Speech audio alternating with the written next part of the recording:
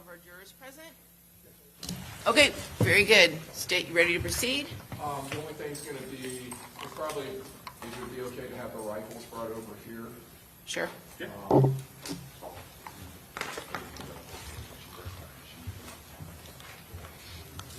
then Judge, I learned today was I'm going to ask at some point when I'm publishing the rifles to have them removed from the bags.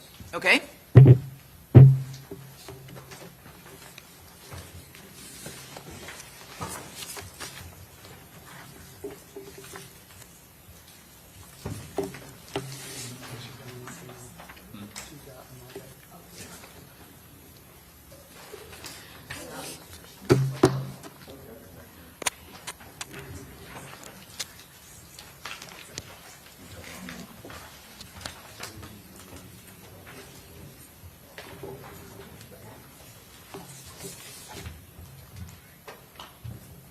Okay, you ready to go? Just need the rifles brought over. All right, if you bring the rifles over, Yes, Judge. I'm please, just going to Deputy. unlock them and then.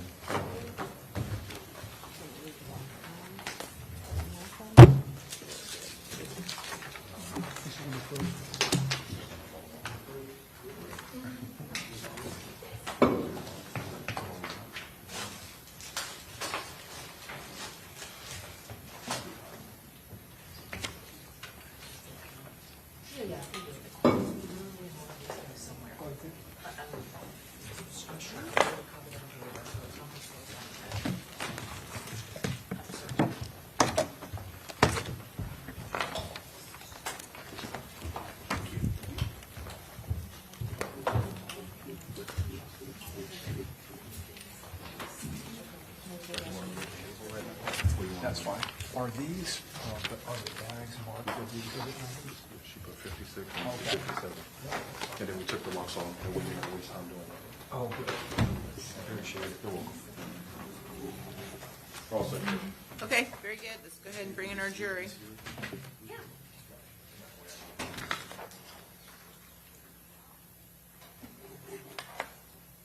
We need the TV on.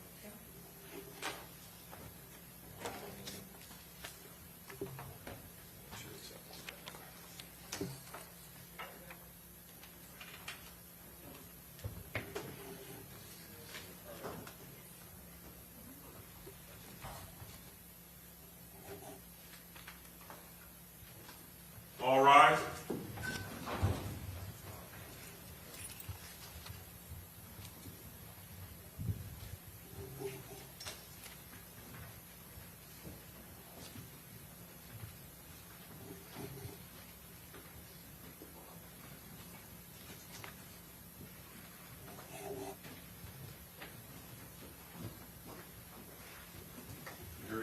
Okay, very good. Welcome back, members of the jury. Everyone have a seat. All right, on the overnight recess, did anybody watch, listen to, read any news or social media accounts related to this case? Talk to anybody about anything related to this case or do any independent investigation about this case? Okay, very good. Thank you. Call your next witness. State calls Amara Drew.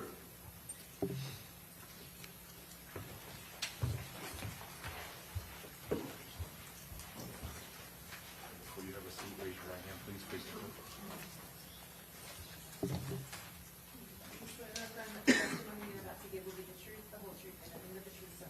I do.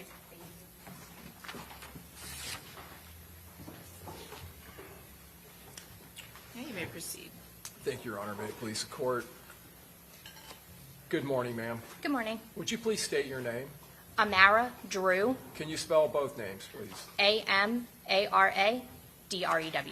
Ma'am, how are you employed? I'm currently employed with the Florida Department of Law Enforcement, FDLE for short, in their firearms section. Okay, and FDLE, is that a statewide agency, law enforcement agency here in Florida? It is. Does that agency maintain crime laboratories throughout the state of Florida? It does. Is there one here at the Tampa Bay Regional Center here in Tampa? There is.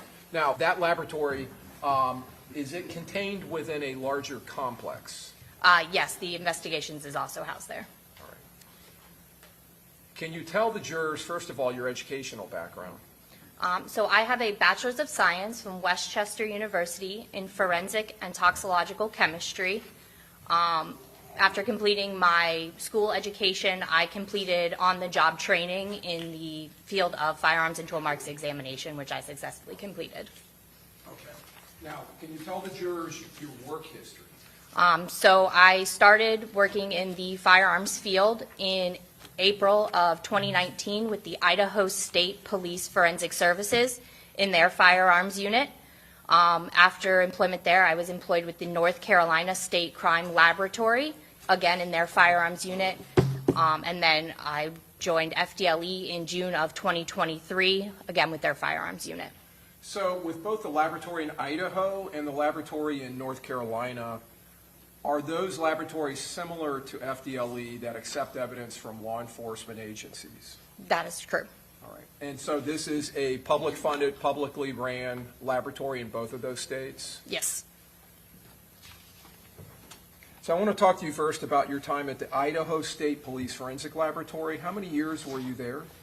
I was there from April of 2019 till July of 2020. Did you receive training at that laboratory when you started there in the area of firearms examination and identification? I did. Can you tell the jurors about that training? So my training included readings, practical assessments of comparisons of cartridge cases, functionality of different types of firearms, the assembly, disassembly, serial number restoration, and all of that was written tested, practical tested, which ended with a competency test and a mock trial, which I successfully completed all of that. What positions did you hold in that laboratory? I was a contract grant employee in their firearms unit. And did you conduct actual casework? I did. In your casework there at that laboratory, did you work with firearms that were being submitted by law enforcement agencies and firearm components such as fired cartridge cases or projectiles or jacketing?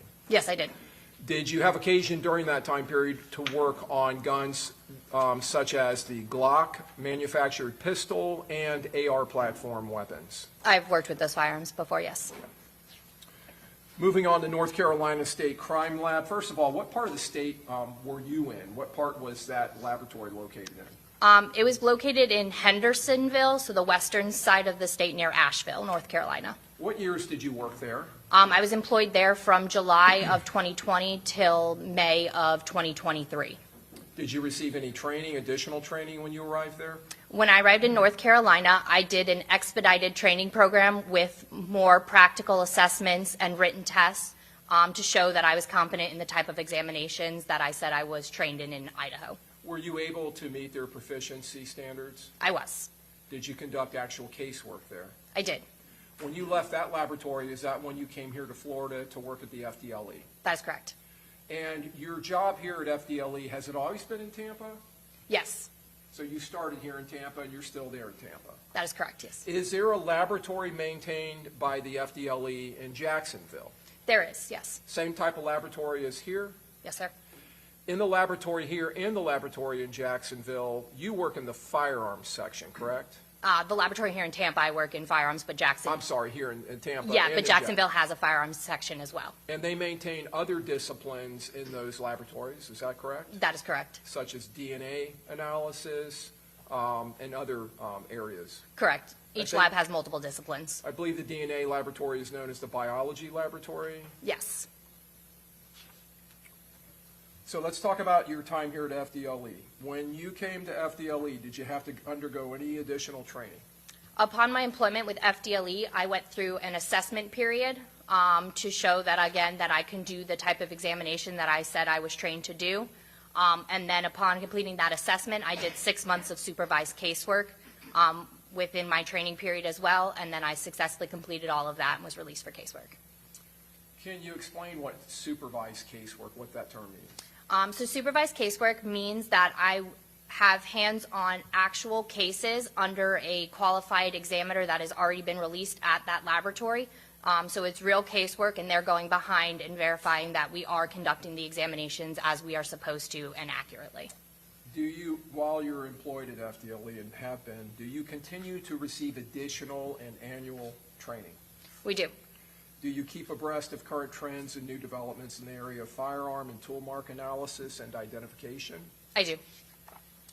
Do you, as an analyst, undergo proficiency testing at the FDLE on some periodic basis? We do, yes. Can you explain that, please? So every year we get an annual proficiency test. So that's an external test we receive from a company in the field for comparison examination. And that is done every year. So we are tested on whether or not we can come to the accurate conclusion on doing microscopic comparisons. And then throughout our 4-year cycle, we are also tested on our serial number restoration internally, or that's externally, I apologize, and then internal proficiency competency testing for other services we offer, like function testing, measuring barrel and overall length, and our database entry. Have you ever had any problem with your proficiency testing? I have not. Have you met all proficiency standards while employed at FDLE? I have. Is there, well, first let me go back. Is the FDLE laboratory itself, does it hold certifications as a laboratory? Our laboratory is accredited, yes. Accredited, I'm sorry, accreditations. Yes. And are those accreditations that are set by an external agency or agencies? They are. And is there an auditing process that the firearms section undergoes and that the laboratory undergoes? Yes, there is. Can you explain that? Yes, so we are on a 4-year accreditation cycle. So there is an external body that comes in and does a big audit for us every 4 years. There are smaller ones throughout the 4-year cycle as well to just make sure we're still following our standards.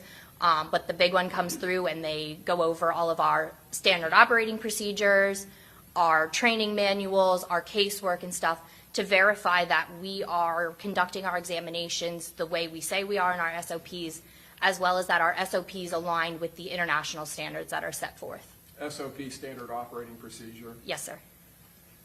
In addition to that auditing process, are there internal FDLE auditing that occurs? There is, yes. Does that involve other laboratories? It does. How does that work? So our internal audits happen every year, and analysts, firearms analysts from our other regions will come to our laboratory and audit us to make sure us as a Tampa Bay laboratory are following the operating procedures as well. Do you participate in the auditing of other laboratories within the FDLE? I am trained to participate, yes. Have you previously testified as an expert in the area of firearms and tool mark examination, analysis, and identification? I have. How many times? Approximately 15. In what jurisdictions?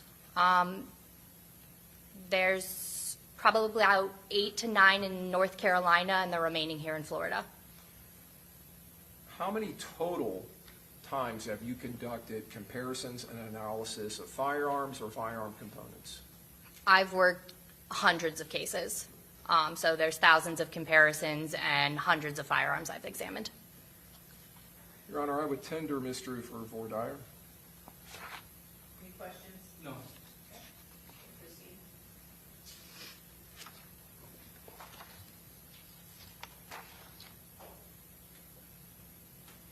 So you've previously described where you work here in Tampa. Can you tell us where the laboratory is located here in Tampa? It's located about 20 minutes from here, near the Buck Stadium. It's on North Lois? Yes. And would it be just to the north or northwest of Hillsborough Community College? Yes. Or it may be known as Hillsborough College now, I'm not sure. When evidence is brought to that laboratory in that complex by law enforcement agencies, such as the Tampa Police Department, can you explain to the jury how that evidence is taken into the laboratory? So when an agency brings evidence to our laboratory, it comes in through our evidence intake section.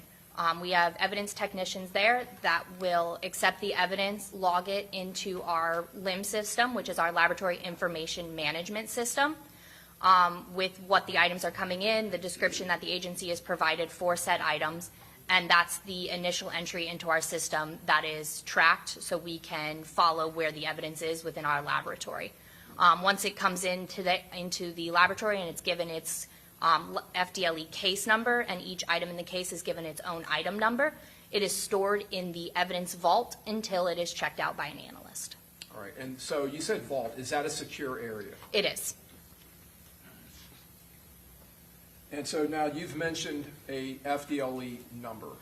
So when a piece of evidence or pieces of evidence, items of evidence are brought to the laboratory and submitted, is there an FDLE number that is created and assigned to that case? That is correct, yes. And is that a unique number to that case? Yes, each case gets its own number. The individual items of evidence as they are brought in, are they assigned an item number, an FDLE item number? They are, yes. And does that item number, does it, in your generated reports, is it associated to an agency exhibit number? It is, yes. And so the agency is required when they bring that in to fill out some type of a form that is generated by FDLE? That is correct. We Is get that- that information on what's called a case tracking form. Case tracking form and I believe an evidence submission form? That's not something I would see. That comes in the evidence Okay. intake section. The form I see is the case tracking form. So they have to assign to it an evidence or a exhibit number of their own? That is correct. Okay. And if there's some discrepancy in their exhibit number that they provided, how do you go about resolving that? If there's an item discrepancy issue, we will reach out to the agency to verify that what we have is an item discrepancy, and we will return the evidence unworked until they can fix that item and return it correctly so their description and item numbers match up. If that occurs, is that noted in your report that you generate? That is correct, it is. When you conduct analysis of firearms or firearm components such as ammunition, do you in fact generate a report that indicates your results? I do, yes. Does that report contain the unique FDLE number? It does. Does it contain the submitting agency's report number It does. for that case? It does. Does it commonly contain a description of the offense that it's related to? Yes. Does it sometimes contain the name of a victim if it's a crime involving a victim? If provided by the agency, yes. Also in the report, does it indicate who the officer is that's submitting the agent or the evidence Yes. and the date that it was submitted? Yes.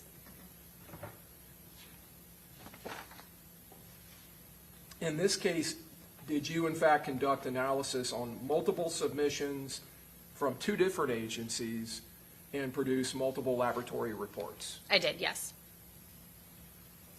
So I'm going to go to your FDLE number 2024-030-7688 laboratory report dated December 26, 2024.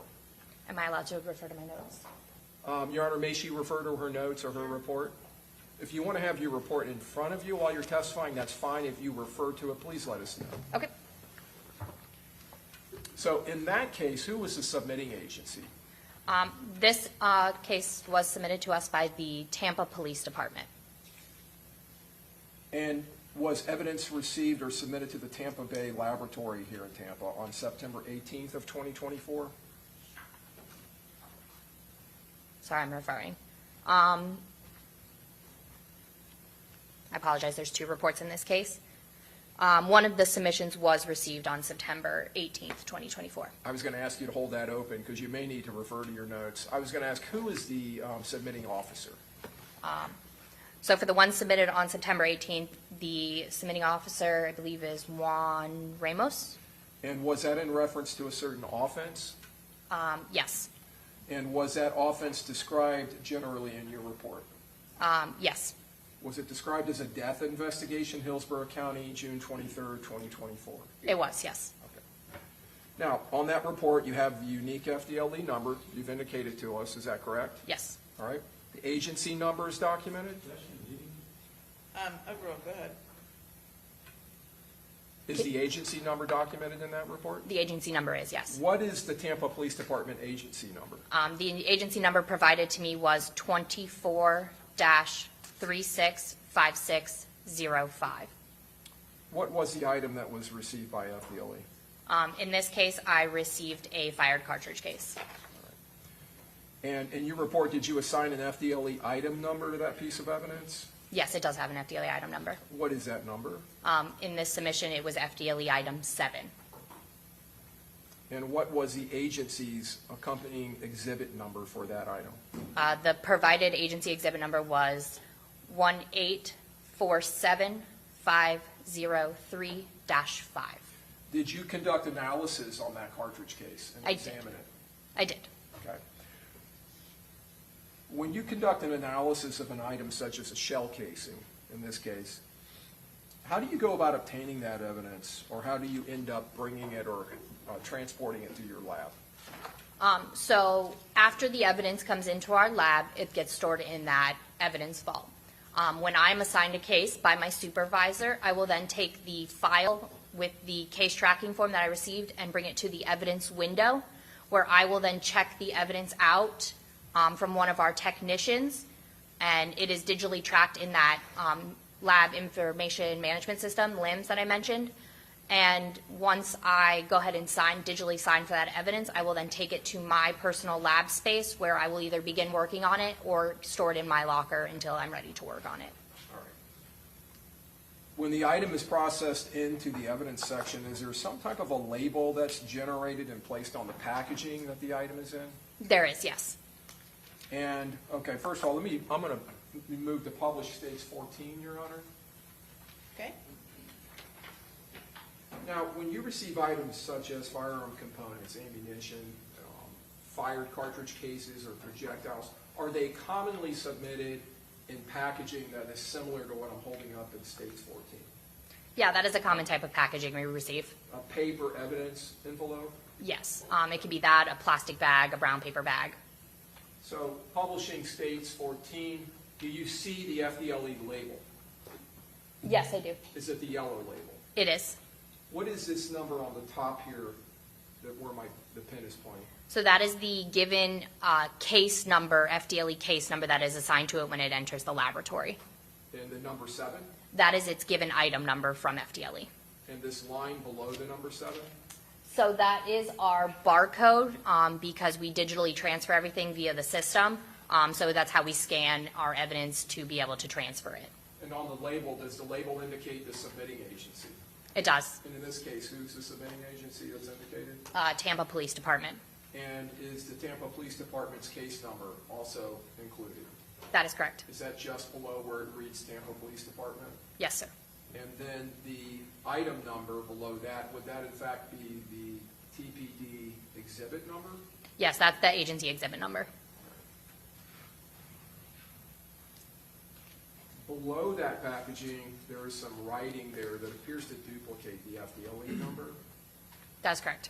Is that your handwriting? That is. I will mark evidence when I begin to work it with the agency case number, or apologies, the FDLE case number, item number, and my initials. This is your initials above my finger? That is.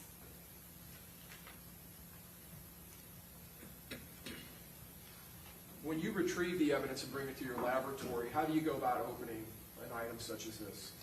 So when I receive the evidence, I will take it to my area. I will verify that the information on that label and on the packaging matches what I have on the case tracking form. Once I verify that I have the correct evidence, I will then proceed to open it. I will cut the package open, trying to avoid any seals that are existing on the packaging, and verify again that I have the correct evidence, and then I will fill out the appropriate worksheet for the type of evidence I received. Okay. So in this case, publishing states 14, we see evidence tape up here that reads evidence. Mm-hmm.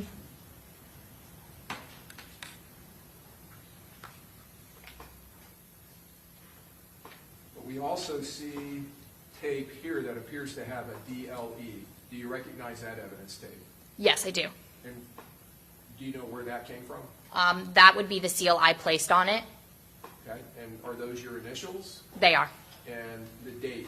Yep, that is the date I sealed the evidence. All right. So this is when you finished your analysis and conducted all the work you did on this case, you placed it back into that envelope Correct. and then resealed it. Correct. So this is the area where you had opened the envelope. That is correct. And you used that area to avoid the tape that was already on the envelope? I try to, yes. All right. Now, when you're confirming that the information matches your submitting forms from the agency, are you using their labeling to do that? I'm using their labeling, our labeling, any information provided to try to verify that I have the correct evidence.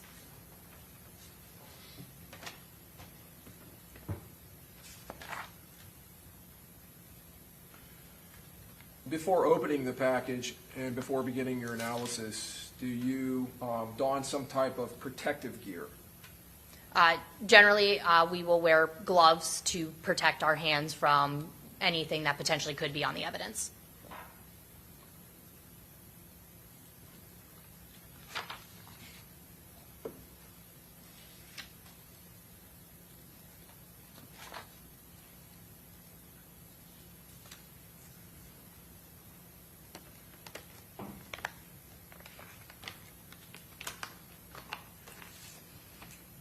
Now, in Stage 14, there is a smaller envelope contained within. I want to ask you about that, so I'm going to publish this item.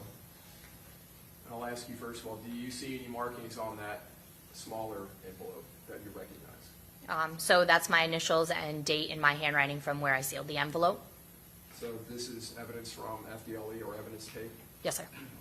Now, when you're initialing it and dating, it appears that you're putting part of that on the tape and part on the envelope. That is correct. Why do you do that? I do that to verify that if there is any, tampering or whatnot, you can still see that I marked it at some point, so I try to do on both the tape and the envelope. And then on the other side, do you do the same thing? That's correct.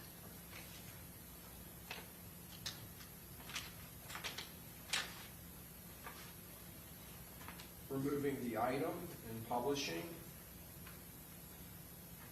Do you see something on that cartridge case? Yes, those are my markings that I marked with the associated FDLE case number, item number, and my initials for that item. Okay. For now, I'm going to leave it published. What is that item? That is a cartridge case that I received. All right. And has it been fired? It has, yes. How do you know that? There is a firing and impression and other marks on it to indicate that it has been fired.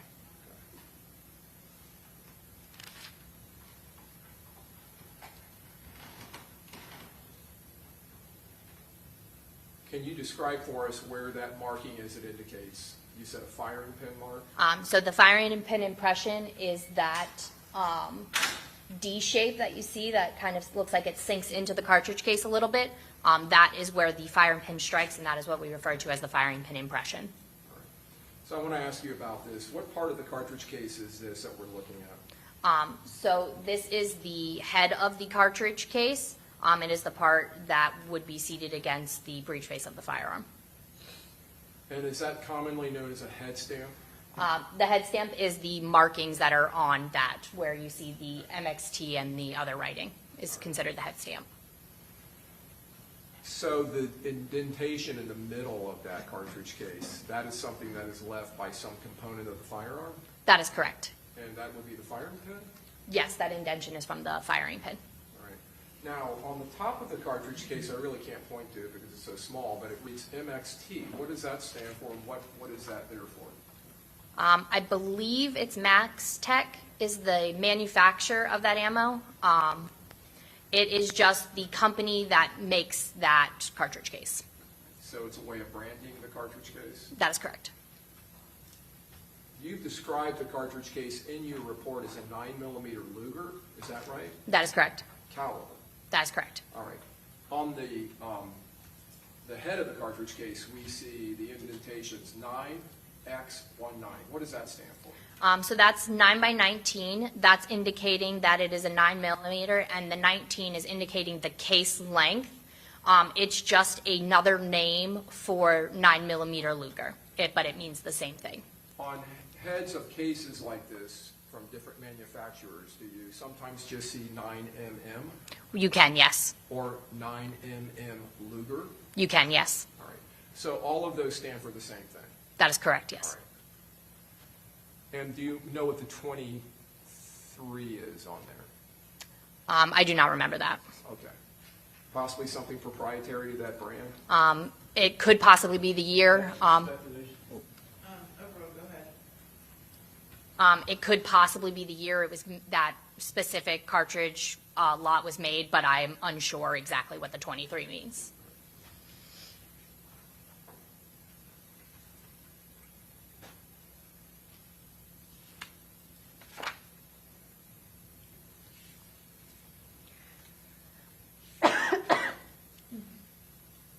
Now, you talked about this being manufactured by Max Tech. Are there other companies that produce handgun ammunition? Yes. Are there other companies that produce 9mm ammunition? Yes. Can you tell us some of those companies? There's Remington, CCI, Spear, Sig Sauer, Federal, PMC. There's a lot of companies that make 9mm caliber. Winchester, is that one of them? Yes. Or Fiocchi or Fiocchi, depending on Yes. how you pronounce it? Sustain the objection, rephrase. Yes. Are Winchester and Fiocchi, are those manufacturers of ammunition? Those are also manufacturers, yes. Do those companies make 9mm ammunition? They do. So not an exhaustive list, but there are, would it be fair to say there are several companies that manufacture 9mm ammunition? Yes.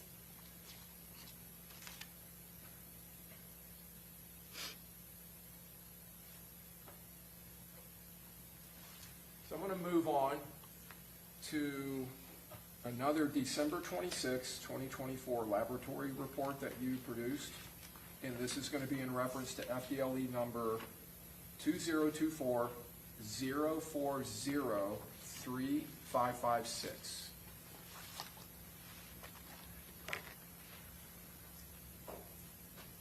All right, do you have that in front of you?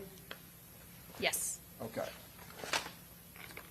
In that case, what was the agency number? The associated agency case number provided to me was, again, I'm referring to my notes, 24-03-18206. And what agency was the submitting agency? This was from the Jacksonville Sheriff's Office. Was that item or items, were they submitted to the FDLE laboratory in December? Are we referring to which submission? On that report, does the report indicate that the evidence was submitted to the FDLE laboratory in Jacksonville? Yes. Okay. The one submitted on December 10th, 2024? Is that the? Just want to make sure I'm looking at the right one. Okay. Yes, December 10th. Okay, yes. Okay. And was that by a C.G. Morris? It was, yes. And what was included in that submission? This submission contained 2 fired cartridge cases. What was the full description given in your report? I described them as 2 fired 9mm Luger caliber cartridge cases, and they were designated as items 9.1 and 9.2. All right. And generally, what was the FDLE item number for those? They came in as an item 9, FDLE. And what was the agency exhibit number that was accompanying that? The agency exhibit number I received was 8-50.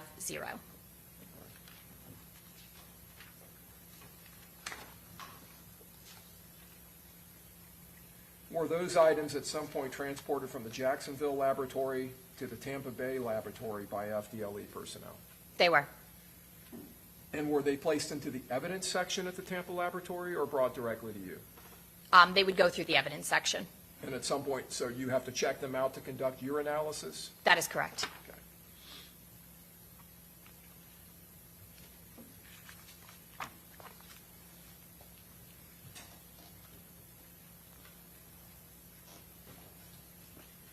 Publishing states 58.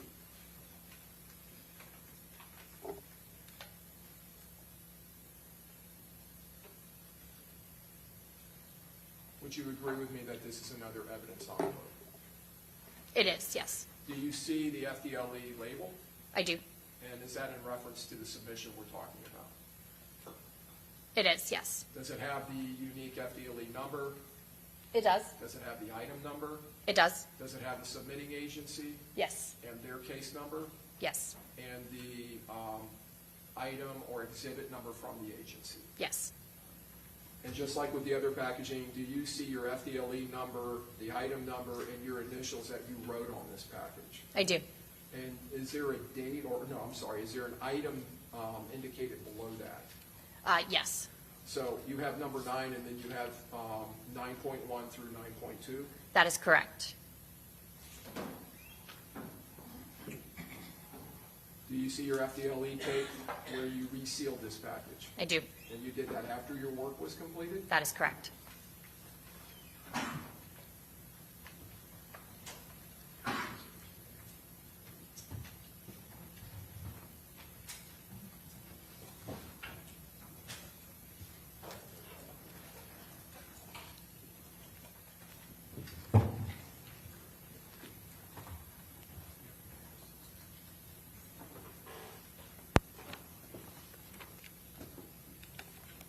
Thank you.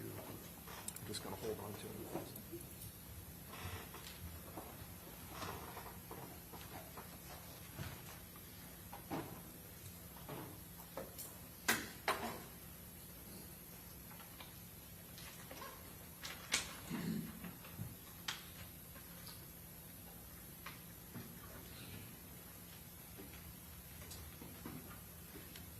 States 58, publishing contents.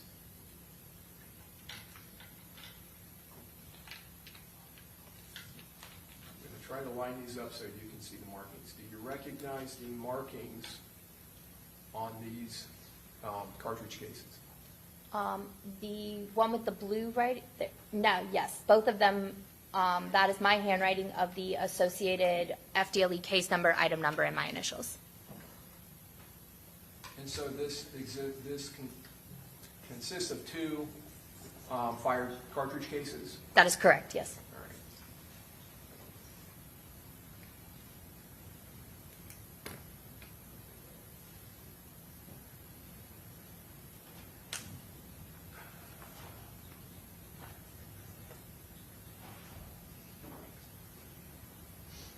All right. All right. Now, what we're looking at would be the head of each of those cartridge cases? That is correct. Is that correct? All right. On this, the heads of both of those cartridge cases, first of all, do we see indications that those were fired? Yes, All right, in the same area? yes. Now, the area where we see that fire pin impression, what is that area of the cartridge case? So that is the primer of the cartridge case. That's the area where the firing pin strikes, and that striking causes an ignition or an explosion, which ignites the powder that is housed in the unfired cartridge, and that burns, which expands and projects the projectile out. All right. And so the powder, the gunpowder would be, in the cartridge case, would be above the primer? Correct. And then it would be in contact with the primer? It'll be inside, seated on the inner part of the cartridge case, but yes, it'll come on contact to the inner part of the head of the cartridge case. And was that the same true for the cartridge case we looked at in item number 14? That is correct, Stage yes. 14, okay. And again, we see indications here that a firing pin has struck that primer on both these? Yes. Now, on these heads of these cartridge cases, do we see head stamps indicating the manufacturer? We do. And where is that, or can you describe it to us? The manufacturer of these would be the FC, which is federal. Okay, so FC Federal Corporation or company? Yeah. All right. Now, is the caliber designated on these cartridge cases? It is, yes. And is it different than what we saw in the other cartridge case? It's the same caliber, but written differently. So on this instance, they're written as the 9mm Luger. Okay, so 9mm Luger on both. Correct. Okay. Did you conduct analysis of these two items? I did. Did you do comparisons of the items where you compared them to each other? I did. And what were your findings or results? For the items 9.1 and 9.2 cartridge cases, I identified them to each other. What does that mean? That means that they were fired from the same firearm. Okay. And then, did you compare them to item 14, which was the shell casing that we looked at earlier that had the MXT on it? Would that be the item 7 from FDLE? Yes, I'm sorry. I need to refer to your report. This would be your FDLE report number 307688, item 7. Yes, I did do a comparison between 9.1 and 9.2 from the FDLE case number 24-4-3556 to that item 7 cartridge case in the other case. And what were the results of your comparison? I concluded that they were identified to each other, And what does that mean? meaning that all of them were fired from the same firearm.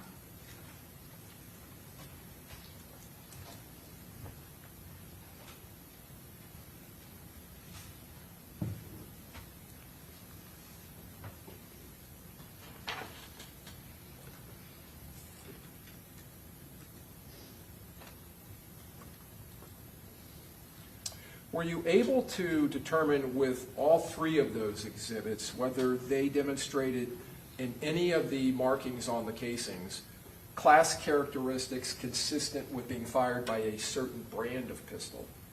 I was, yes. What were your findings as to that? I determined that those cartridge cases displayed class characteristics similar to firearms by Glock, but among possible others, but generally Glock.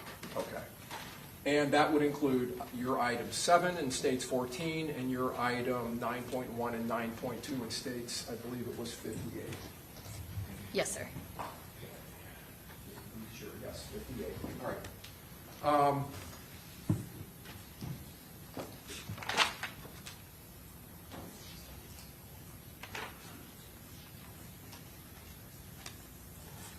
Did you indicate the results that you've just testified to in both of those reports? I did. And is that in a cross-reference section of the report? Yes.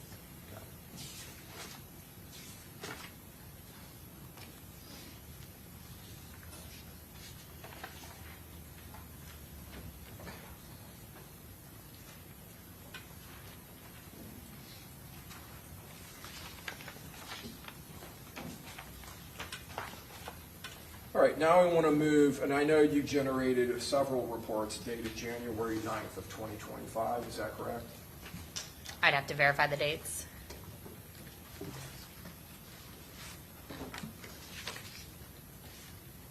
Yes. All right, so I want to go first to your FDLE number 2024-030-7688. And this is Tampa Police Department agency number 365605. That is what I have, yes. All right, and that would be the same submitting agency and report number and FDLE number as your item 7 came from, is that correct? That is correct. All right. Under this report, did the FDLE Tampa Bay lab receive evidence on August 21st of 2024 and also on December 19th of 2024? That is correct. And who submitted that evidence? It looks like both were submitted by Juan Ramos. All right. And were there FDLE item numbers generated in that report? 1, 2, 3, 4, 5, 6, 8, and 9. That is correct. All right. So I want to start with your item 1. What was the description that you placed in your report for item 1? I noted item 1 was 1 fired bullet jacket.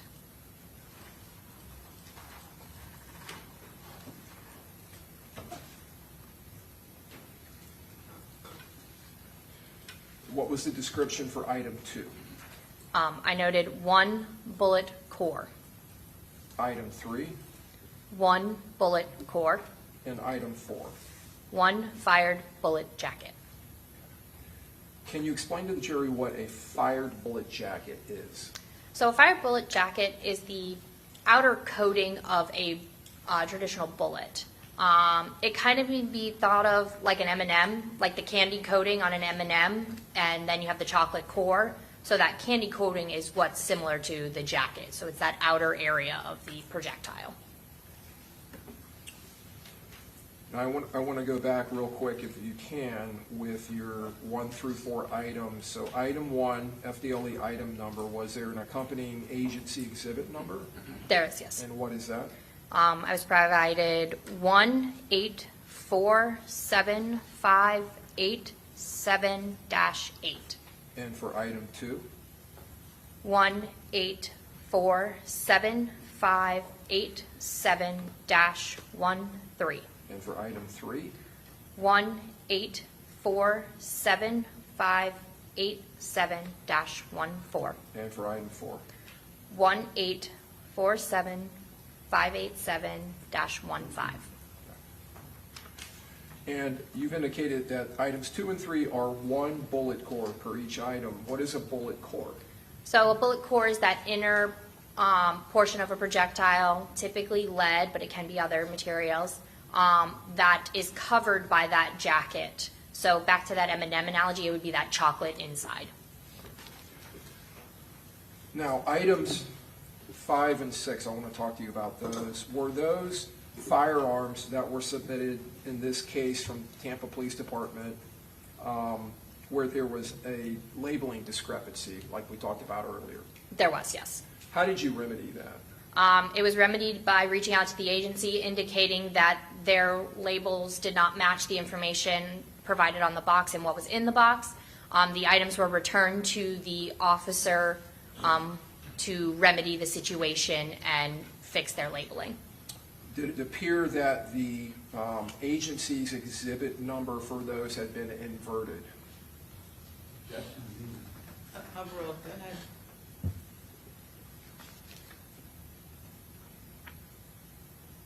Yes. So did Detective Ramos come back and resubmit under the appropriate agency exhibit number? That is correct, Those yes. 2 firearms? Yes, Okay. And then those became 8 and 9? that is correct, yes. All right. So let's go to item 8. What is the Tampa Police Department agency exhibit number for that? The item 8 is 1849583-2. And what is the description that you provided for that item? Item 8 was Black Forge 5.56 NATO caliber semi-automatic rifle, model BF-15, with the serial number D00000123, and 2 fired bullets and 2 fired .223 Remington caliber cartridge cases not examined. Okay. Is it common or uncommon to receive test-fired bullets and cartridge cases with submitted firearms? It depends on the agency. Okay, but that's something you have seen before? It is, yes. When you receive a firearm from a law enforcement agency and they've test-fired the gun for whatever purposes, you're not going to do anything with those test fires, with the bullets and the cartridge cases? No, we will generate our own test fires for examination purposes. Okay. So let's move on to Exhibit 9, or I'm sorry, your item number 9. Can you give us the accompanying agency exhibit number for that? 1849583-1. In the original submissions, were the last 2 digits, the 2 and the 1, were those the item or the numbers that were inverted on the agency exhibit numbers? That is correct. All right. So it was simply just changing those 2 numbers and resubmitting? Yes, that is correct. All right. So for your item 9, can you give us your description of that item? Anderson Manufacturing 300 Blackout caliber auto-loading firearm, model AM-15, with the serial number 20189-158, and 2 fired bullets and 2 fired .300 Blackout caliber cartridge cases not examined. Same thing, test fires? Yes. Now, I want to go back to item 8, the Black Forge 5.56 NATO caliber semi-automatic rifle. That caliber, 5.56, is that commonly called either 5.56 or 5.56? Yes, it can be, yes. And the NATO designation, is that the official caliber, 5.56 NATO? That is. And is that how you mark that or indicate its caliber? That is correct, yes. All right. And the Anderson manufacturing rifle is in 300 Blackout caliber. Is that a caliber that is or can be chambered in AR-15 platform rifles That is correct. or firearms? Yes, Okay. And is that something you've seen in your work? I have, yes. Are you familiar with the 300 Blackout round? I am.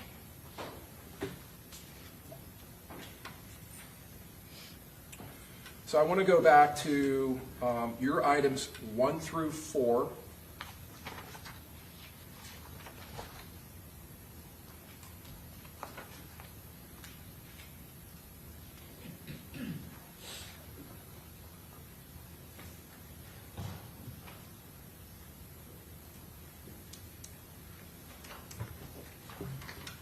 the two fired, I'm sorry, looking at the wrong report.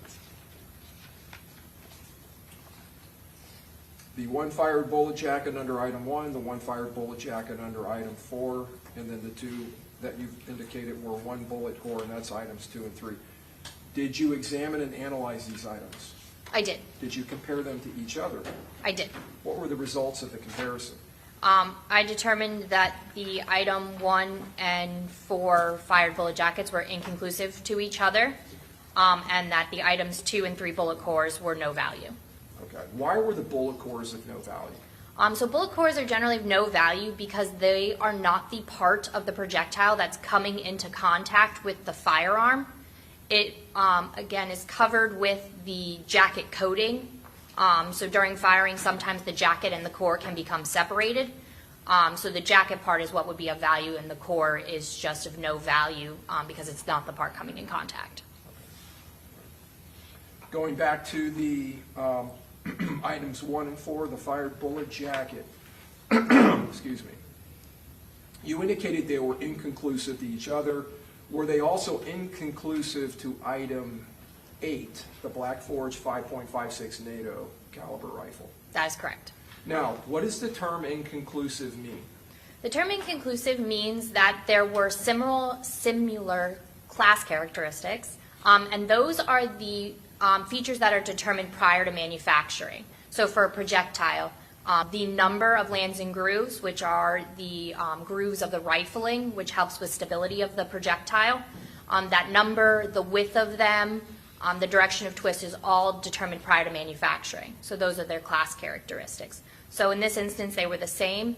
However, the individual detail, the finer, more specific detail that we would use to potentially ID or eliminate a projectile to a firearm was very limited, and I just didn't have enough, there's not enough information to come to a more definitive conclusion. So the lack of definitive specific information would be on the jacketing? Correct. Okay. And that would be items 1 and 4? That is correct. All right. So you could not eliminate them as having been fired by the same firearm, or eliminate them as having been fired by item 8, the Black Forge 5.56 rifle? Correct. I couldn't eliminate or identify. I couldn't come to any conclusion. And if I understand your testimony correctly, they all share in common the class characteristics. That is correct. So if you could generally, just for folks who may not know, can you describe or explain what rifling is and where it's located on the firearm? So rifling is the grooves cut down the barrel of the firearm. So that's the part of the firearm that the projectile will travel down, or the bullet will travel after it's been fired. And they're grooves cut in a kind of helical twist motion to allow stability of the projectile during its flight path. So the number of those grooves, the width of the grooves, and the direction of the spiraling can be different per firearm. It can be, yes. Right. And these two jacketed items, or the two jacketing items in 1 and 4, and the rifle, all shared those in common. They did. The same direction, same number, and same width of the rifle, of Yes. the rifling grooves. Yes. Okay. Their class characteristics were consistent. All right. So I want to go kind of center in on item 4, the bullet jacket, one of those two items. Were you able with that bullet to determine its caliber class? I was, yes. And what was its caliber class? I determined that the item 4 bullet is a 22/5 millimeter caliber class. Would the 22 5mm caliber class include 5.56 NATO caliber? It would, yes. So what is a caliber class? I guess I should ask you that first. So a caliber class is a class of projectiles or ammunition based on the diameter of the bullet. So for this, the diameter is approximately .222, like that 22 caliber size projectile. So all of those are based on the diameter of the bullet itself. Let me go ahead and walk through this. I'm going to publish several of our exhibits under States 33. I'm going to start with 33A.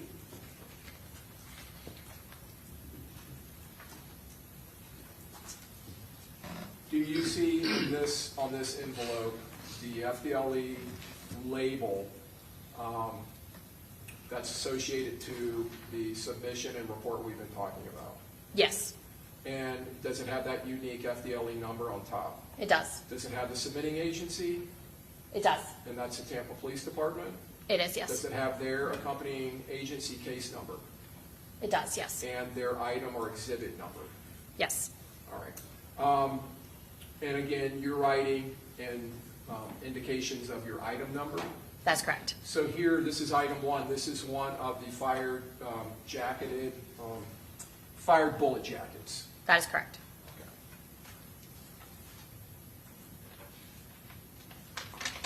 Opening up the envelope and removing the smaller envelope.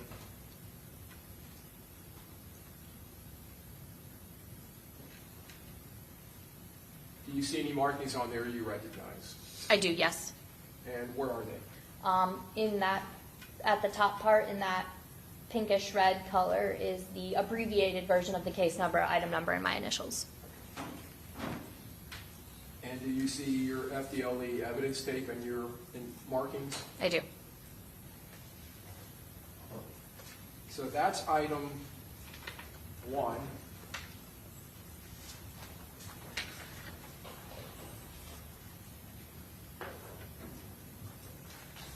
I want to go to your item 4. Do you see the label for item 4 in this submission? Yes. And again, FDLE's unique number and the item number, Yes. submitting agency and its case number and its evidence, its exhibit number? Yes.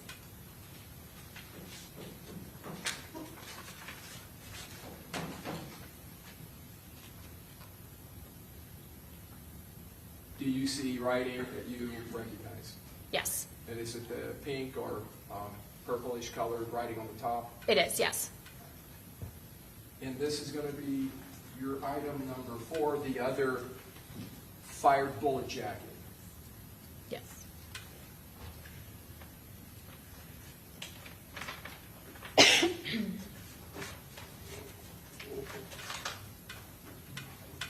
Your item 3, do you recognize the item 3 label? I do. And is that based on the same things we talked about on the other labels? It is, yes. Just for expediency. Going to the interior envelope. Do you recognize your writing on the top in the purple or pink? I do. Again, this is going to be your item 3, which is labeled as a bullet core. Yes.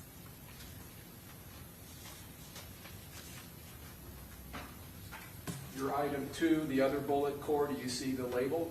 I do. Moving the smaller envelope from inside. Do you see your writing on that envelope? I do.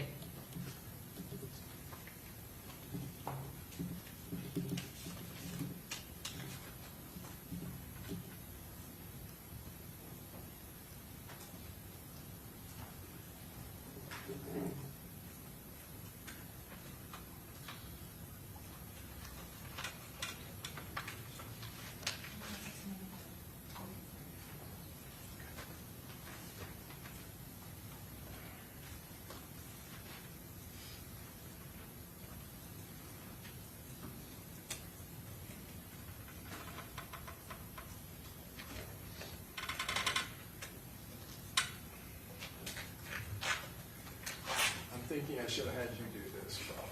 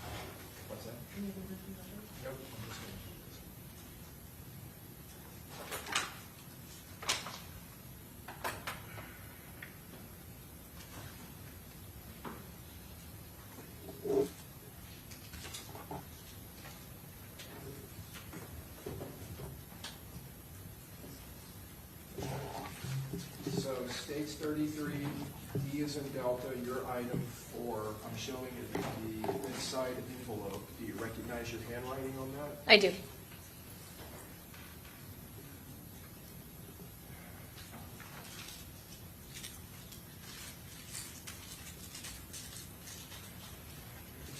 Ron, do you all have bigger gloves? Yes, sir. Just, I don't want to lose this item.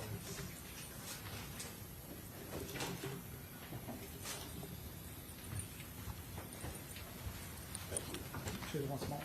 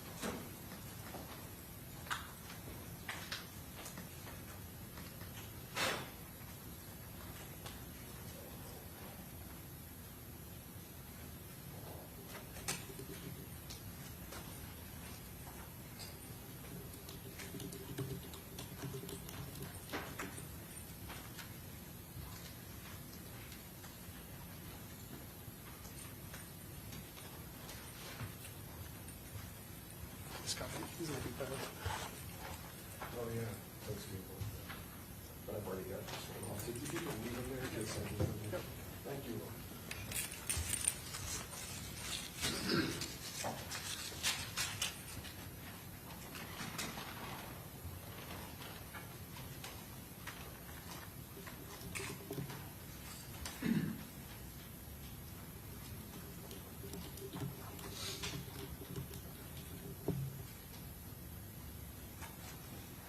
Ms. Drew, do you see markings on the jacketing below the part that is curled over that are significant to your analysis? Yes, that's the area we use for our comparison purposes. Okay. And are there striations of some type or lines on the jacketing? So you'll see in there's areas that kind of look like it dips down a little bit. In the kind of the thinner area that looks different, that will be called a land, and that's part of the rifling. And then the part that looks a little bit more raised and larger would be the groove, which is the other part, an area of the rifling. In this item 4, you were able to determine its caliber class. Was that in part because you had the diameter of the base of the bullet? Yes. Okay.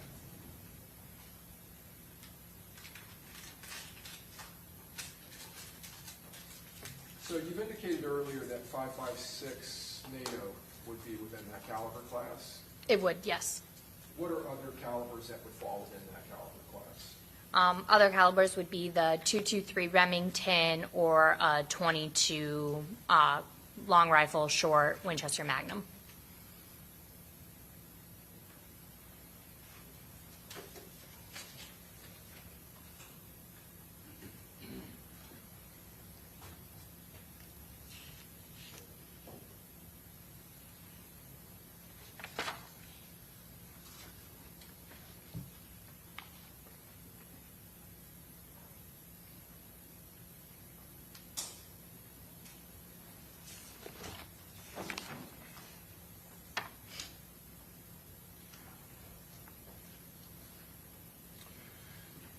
Were you able to determine if your item 1, the fired bullet jacket, was fired from the item number 9, the Anderson Manufacturing 300 Blackout caliber auto-loading firearm? I did draw a conclusion on that, yes. Okay. And what was your conclusion? I concluded that it was eliminated from the item 9 firearm due to a difference in class characteristics. And what class characteristics were you looking at? So in this instance, the difference in the gimp widths, so that raised portion that we saw on that one, that width was different between the item 1 fired bullet jacket and the rifling in that firearm. Okay. And the 300 Blackout, is that a gun that is designed to fire 5.56 ammunition? It is not. Is it considered 300 Blackout caliber to be within the 22 5mm caliber class? It is not. Does it fall into a different caliber class? It does. What caliber class does the 300 Blackout fall into? It falls into the 30 caliber class.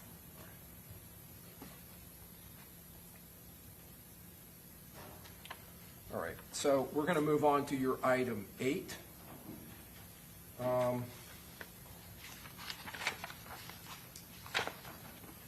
That would be States 56.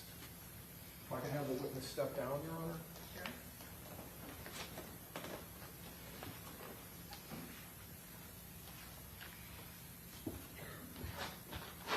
You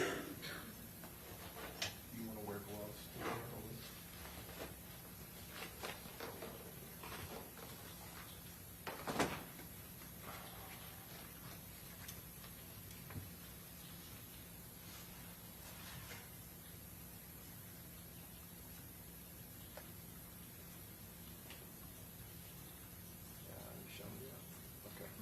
I'm going to hand this to you, your item 8.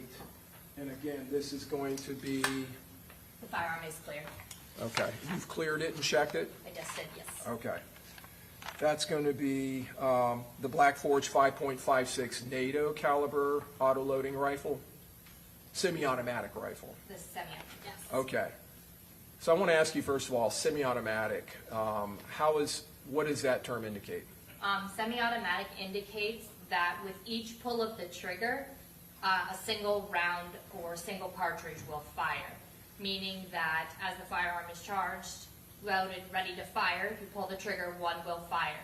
You will release the trigger, another round will be loaded into the chamber during that cycle of fire, and the trigger must be pulled again for it to fire again. Okay. And this type of firearm is fed from a box-style magazine? Yes. And you're pointing to an area, is that known as the magazine well? That is, yes. Is that where the magazine would be placed? It is, yes. Okay. Now, was this firearm submitted to you with a magazine? It was not. Did you test fire utilizing magazines that you maintain within your laboratory? That is correct, yes. And did it function the way it was supposed to function? It did, yes. The way it's designed to function? Yes, Does that firearm have an external manual safety it does. lever on it? Okay. So if you want to stand over here to get closer to the jury, just as long as you point it in a safe direction, I know it's cleared. I would like for you to demonstrate to the jury how that firearm would be loaded and charged and ready to be made to fire it. So with this type of firearm, you would take and you would load the unfired rounds of ammunition into the magazine, which would then be inserted into the magazine well here. Then we would take, this is called the charging handle. This would be pulled rearward, opening up, strip a cartridge from the top of the magazine and load into the chamber, which is in the inner part right here. Once this is fully closed with a round in the magazine, the firearm is ready to fire as long as the safety is off. And then you will pull the trigger. The firearm will fire, the pressures will send the bolt area here rearward, extracting and ejecting the cartridge case from the firearm, and the forward motion will then again strip another unfired round from the magazine and load it into the chamber. When you fire the gun, the bolt you're talking about, or the bolt carrier group, does it impact this top portion of the stock of the gun? There is an inner part in here that contains a spring that the gas pressure from this firearm, as the gas travels down and back up the top part of the firearm here, it will condense the spring, and as it's fully condensed to the rearward, then that pressure from the spring will push it back forward to reclose the bolt carrier group to ready the firearm for another round. When the firearm's fired, does it eject the fired cartridge case? Yes, Where would that come out? it would come out from the port right here. Okay. As it's open, it will come out the port here. All right. Now, turning the weapon around, and maybe I can hold it for you, you can show the jury. Can you show the jury where the safety lever is on this? So on this firearm, this is what is considered the safety lever. Go ahead. This is the safety lever, so in this condition it is safe, and as it is switched, it is in the fire condition now. Is this an AR style rifle or AR platform rifle? That is generally what it's called, yes. Okay, all right. You can just keep your position there, and I'm going to show you states, or your number 9, which is states 57, I believe. Make sure. Yes. This is going to be your item 9, states 57. Oh, and I did want to ask you, when you finished your work on this case, did you place a zip tie through the magazine well and the ejection port? Yes, we place a zip tie there to indicate that it is in a clear manner upon return. Okay. And obviously that's the trigger, correct? Yes, that part of the Okay. firearm is the trigger. All right.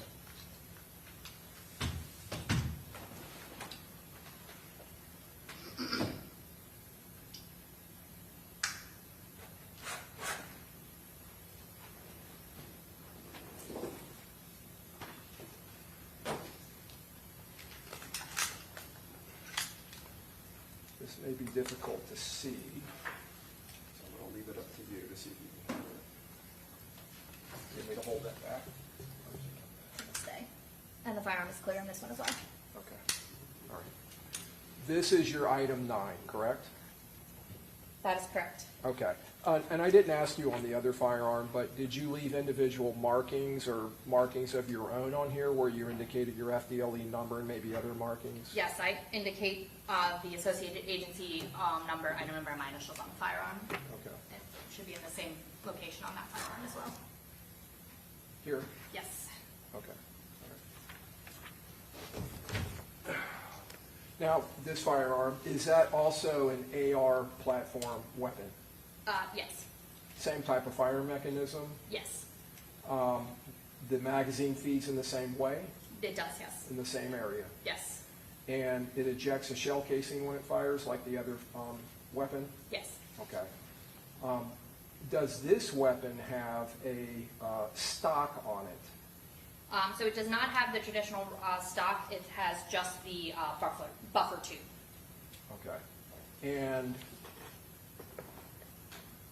does this weapon have the same manual safety as the other weapon?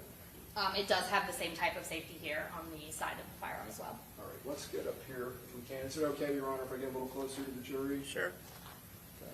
If you want to walk over here, Mr. So we see a similar lever here. Okay, so when it's in this horizontal position, is it in a safe position like the other firearm? It is, yes. And then you indicated to push it up to 90 degrees to fire? That is correct, yes. All right, now, does this weapon have another function?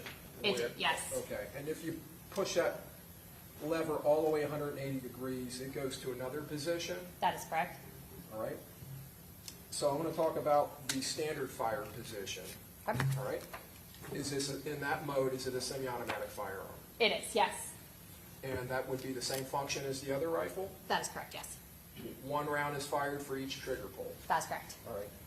When the lever is pushed into the 180-degree position, does that result in a different type of firing system?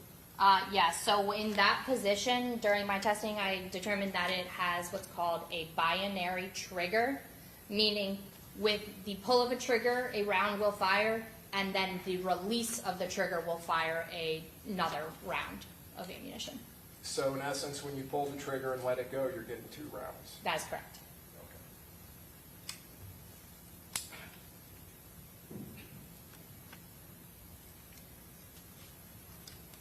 What is this item? So that is what's considered a cartridge case catcher. It's an attachment that can be placed on a firearm in order to collect the cartridge cases as they're ejected from the firearm, because it sits right over where that port where they would eject from. Is it commonly called a brass catcher?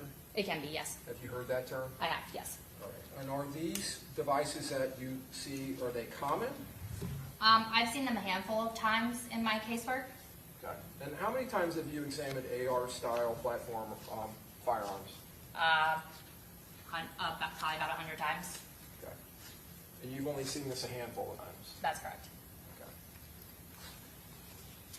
This marking here, "Don't tread on me," is that something that you have seen on other firearms? That's just additional marking on it. It's not relevant to what we do. Okay, all right.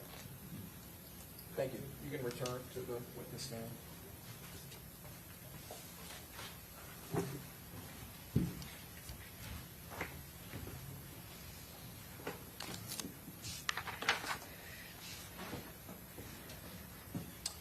So item 9, the weapon we were just looking at with the brass catcher, did you also test fire that firearm? I did. And did you utilize a laboratory magazine? I did. So no magazine came with that? That is correct.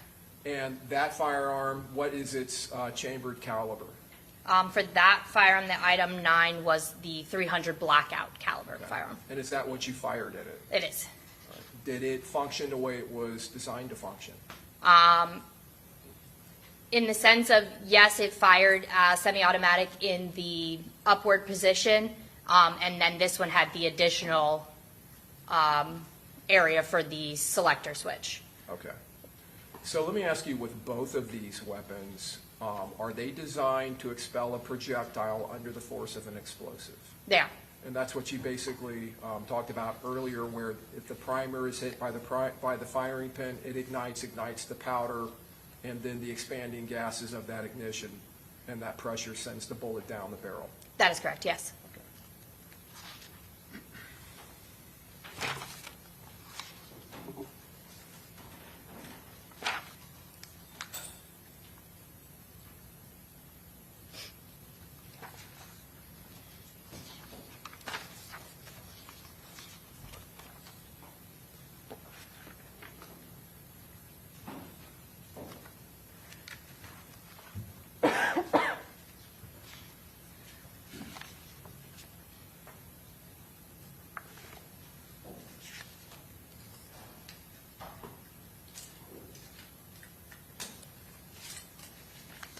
So I want to go to your January 9th report, and this is going to be FDLE number 2024-040-3556. Okay. And in that report, who was the submitting agency? For this case, it was the Jacksonville Sheriff's Office. Okay. And did you also document in that report the agency number? Yes, it was provided to me. And what is that? The agency number for that case is 24-03-18206. And were there items submitted to the FDLE laboratory in Jacksonville on July 9th of 2024 There were, yes. by that agency? Yes. And was one of those items your item number 5? Yes. And what was that described as? One fired bullet. And was there an agency exhibit number associated to that? Yes. And what is that? 3-13. Now, did you examine item number 5, I did. the bullet?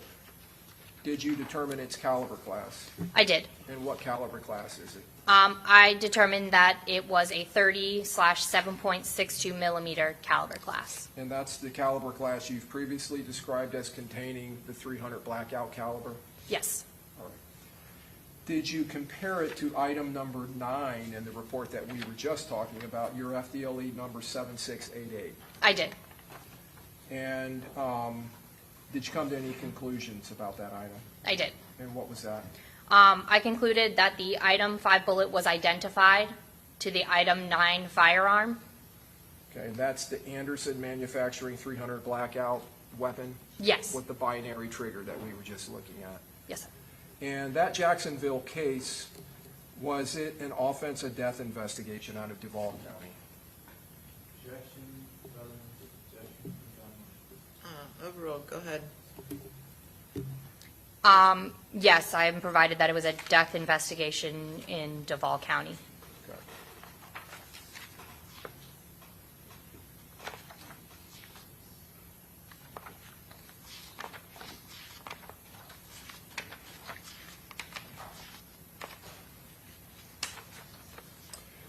So now I also want to go to another January 9th, 2025 report. This would be under your FDLE number that ends in 7633. This would be a submitting agency number of 23-060-8083 from the Jacksonville Sheriff's Office. Can you tell us in that report what the Jacksonville Sheriff's Office report number is? For their agency? Yes, their Yeah. agency number. Yeah, their agency case number provided to me was 23-0608083. Was that an offense in reference to a victim by the name of Charles Jones? Yes, that information was provided by the agency. Were items of evidence submitted to the FDLE laboratory in Jacksonville on December 19th of 2024? Yes, And was that by a detective or by a C. Drabeck? yes, Okay. Were those items later transferred to the Tampa Bay laboratory where you analyzed and examined them? yes.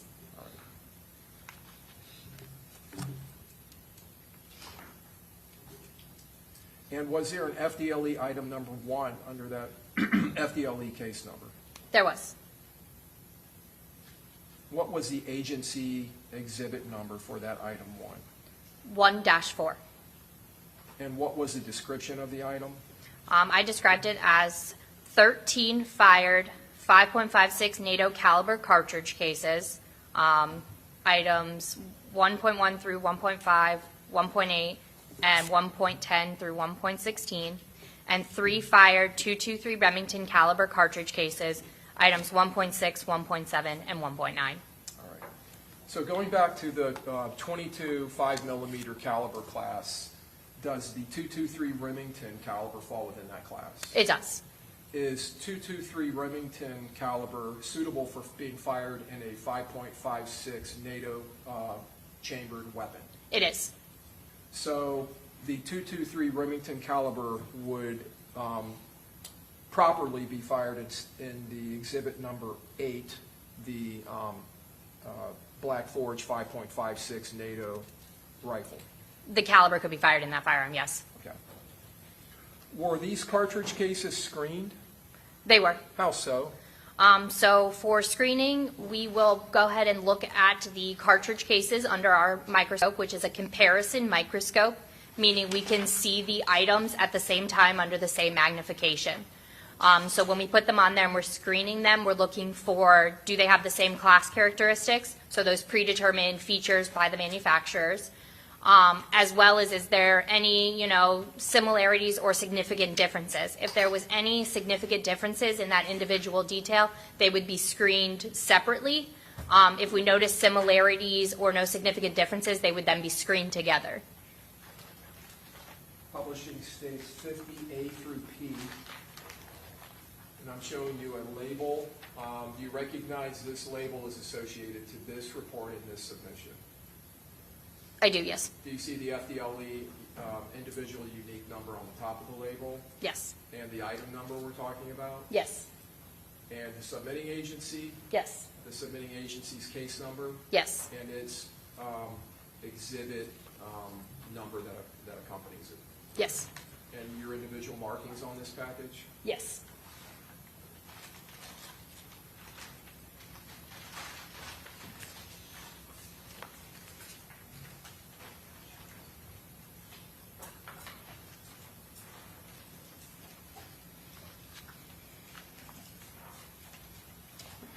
So that packaging contains your item numbers 1.1 through 1.5, 1.8, and 1.10 through 1.16, the 13 fired 5.56 NATO caliber cartridge cases?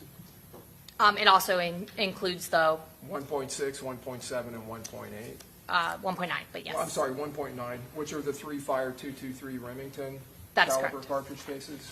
All right. And you said they have similar class and individual characteristics. That is correct. So I'm going to go to now another January 9th report. This would be under your FDLE number that ends in 4099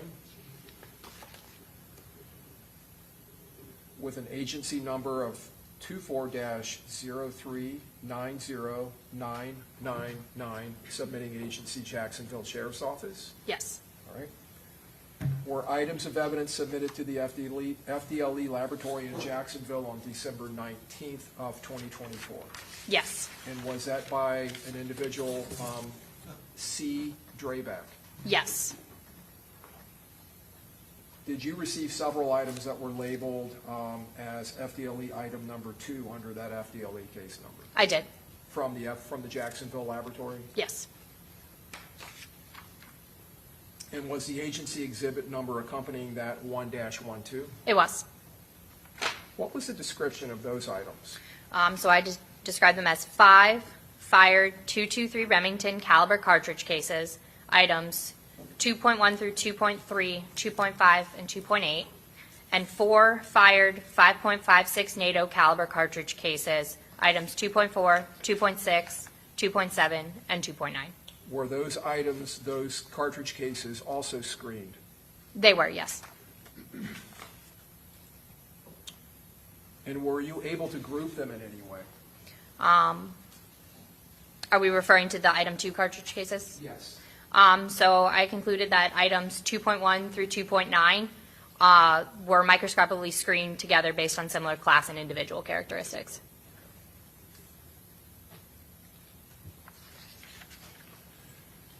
Is that the same finding you made in the report we just talked about with item 1?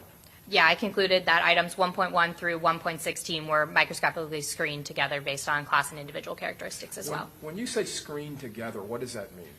So that means we are not doing a full microscopic comparison to a full ID. We're stating that all of the class characteristics are in agreement, and we're noting some similarities and no significant differences. States 49A through I. Do you recognize the individual FDLE number and your item number on states 49A through I? I do. And do you recognize the submitting agency, the case number from the submitting agency, and their department item or exhibit numbers? I do. And your individual writing on that package? Yes.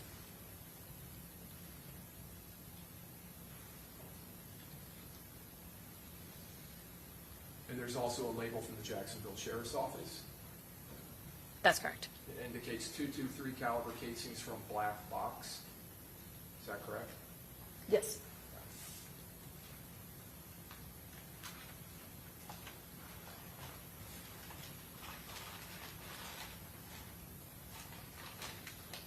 States 50A through P.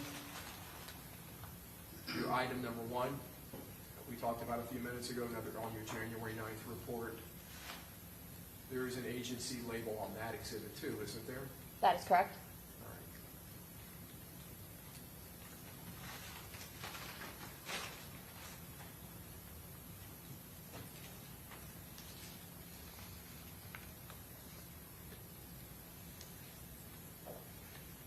Did you conduct analysis where you cross-referenced these two cases? I did.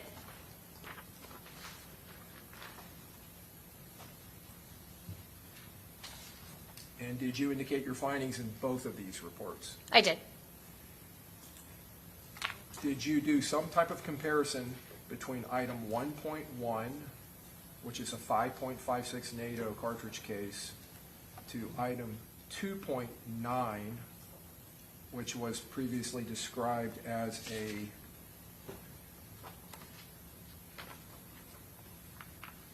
fired 5.56 NATO caliber cartridge case? I did. And what was the results of the comparison?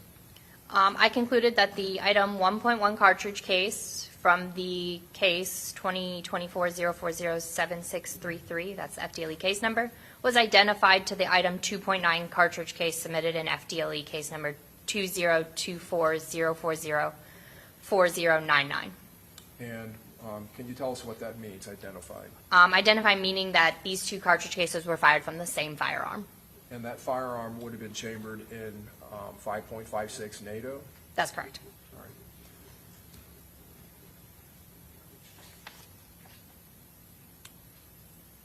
With both of these cases dealing with items, your item 2 and your item 1, did you also compare the 2.9 cartridge case, which is a 5.56 described fired cartridge case, to the item 8 rifle submitted in FDLE number 7688 by the Tampa Police Department?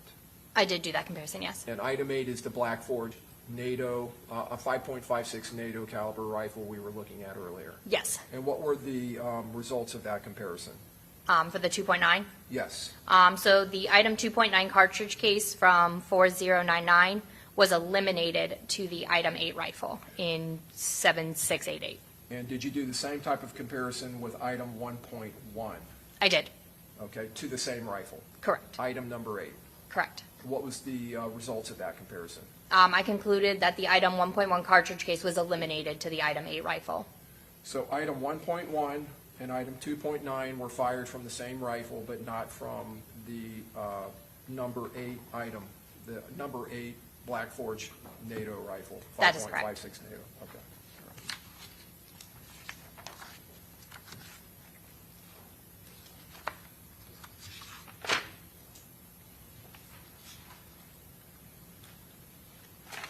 May I have one moment, Your Honor?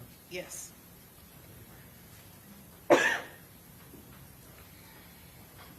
Your Honor, I'll tender the witness. Okay, cross.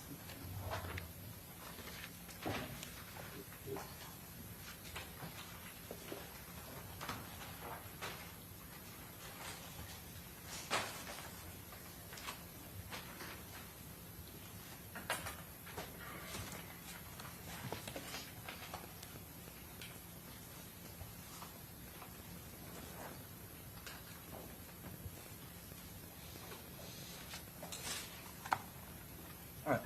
Good morning. Good morning. All right. So you, in this case at least, you're responsible or were responsible for analyzing different casings and cartridges to figure out whether there was any match to any other case. Is that accurate? Correct. I was asked to do the microscopic comparisons of the submitted evidence. All right. In your work at FDLE, do you do any other types of analysis? Meaning in a different discipline or within firearms? Within, like DNA analysis, fingerprint analysis, anything like that? No, I only do firearms. Okay.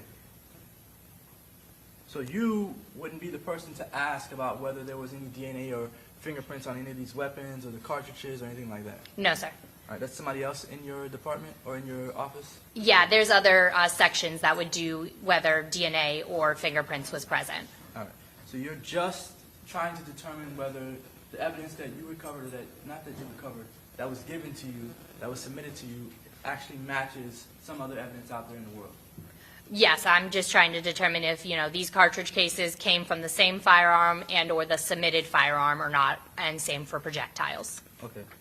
And you were able to determine, I guess what you were testifying to, you were able to determine that these two firearms, these rifles here, that these two rifles that were found in Sean Gathrights house, they were used in some other October 7th, 2023 shooting?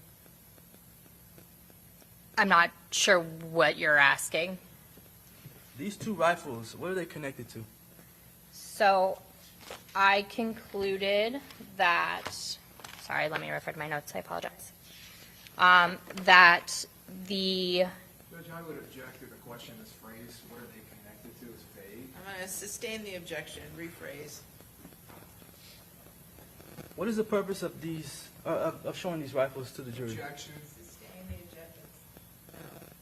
Sustain the objection. What is the purpose of showing why there's a safety on this firearm, on these Objection. rifles? Sustain the objection. I don't even know what the objection is at this point. There's no legal basis. It's just an objection. It's Objection to irrelevant. the speaking. It's objections irrelevant by and it's counsel. improper question. It was elicited in front of the jury. Mr. McClement, I'm not going to argue with you.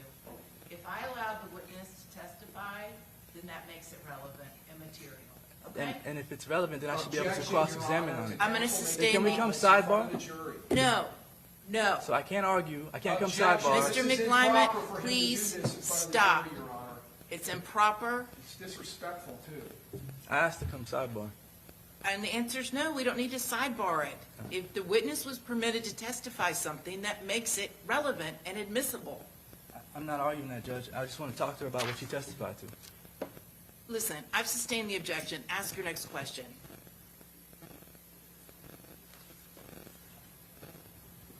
These rifles that you were displaying earlier, they fire certain bullets. Yes, they're chambered to fire a specific caliber. The caliber is what? So of the item 8 rifle, it is chambered to fire 5.56 NATO caliber cartridges. And the item 8, which is the Anderson, is chambered to fire 300 Blackout. All right.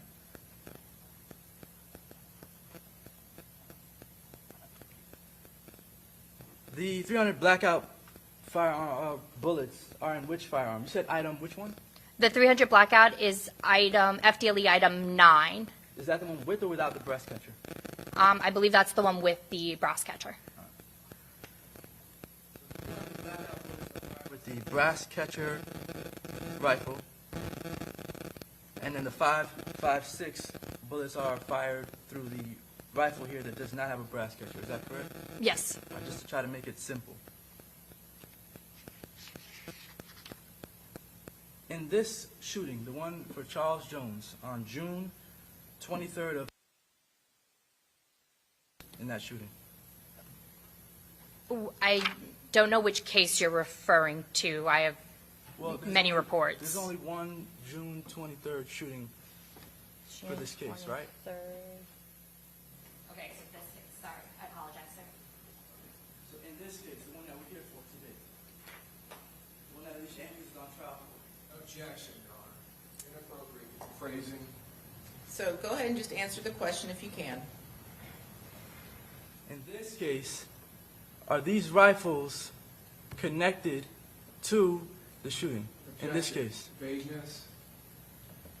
Rephrase your question. were these rifles used in this shooting? So I determined that the projectiles I received, items 1 and 4 in this case, were inconclusive to the item 8 rifle, which is the 5.56 rifle, meaning I didn't have enough detail to say whether or not it was ID'd to that firearm or not. Okay, that's for that one rifle. The one. Correct. Now, what about the other rifle? For that rifle, I was able to ID it to a projectile in one of my cross-reference cases. But not in this case. No. No further questions. Okay, redirect. So going to counsel's question about whether that rifle was utilized in this case, you didn't have enough evidence to make that determination, correct? Yeah, based on the evidence I received, I had the 2 bullets that were inconclusive to the one rifle, and the 2 no value items, and then the one item was eliminated based on class difference, but that's all the evidence I received in this case. The one item, one rifle was eliminated. The item 1 fired bullet jacket was eliminated to the item 9 rifle. The Blackout, the 300 Blackout. That is correct. Okay. As to the other rifle, the 2 jacketed projectiles you had, you did not have enough, but all of the class characteristics met up, correct? Objection leading. Counsel's testifying. I can rephrase. Did all the class characteristics line up? Yes, the class characteristics were the same between the items 1, 4, and that rifle. So you can't say if it was used or not. Correct. It's possible it was. That is a possibility.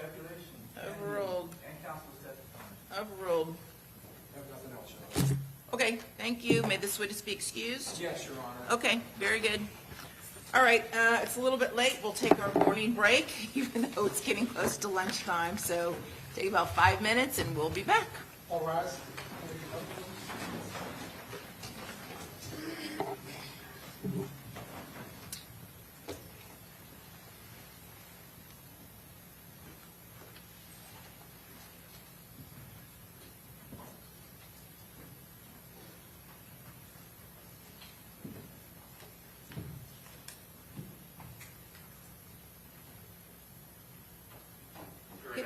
very good. Thank you. Who's going to be your next witness? It's going to be Detective Ben Force. Okay, very good. We'll be back in 5. And Your Honor, before the jury comes back in, we can address the messages that we were working on redacting as well. If we can take a break and then address that before the jury's back in. Yeah, have you shown them the I'm redactions? going to talk to them about it right now. Okay, very good. I found the hard drive, gentlemen. I found the hard drive. No way.